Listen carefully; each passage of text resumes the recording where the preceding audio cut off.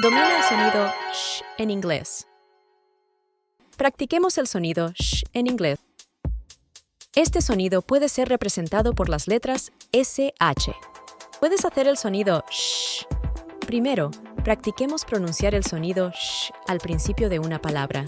Escucha y repite después de mí. Are you ready? Share. Shorts. Shoe. Shark. Shirt. Sheet. Now let's practice pronouncing sh in the middle of a word. Ahora practiquemos pronunciar sh en el medio de una palabra. Here we go. Sunshine. Fashion. Fishing. Emotion. Musician. Cushion. To finish, let's practice pronouncing the sh sound at the end of a word. Para terminar, practiquemos pronunciar el sonido sh al final de una palabra. Wash. Wish. Cash. Fish.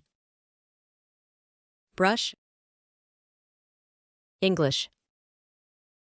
Great work. Y recuerda seguirnos, darle like y guardar si quieres ver más contenido como este.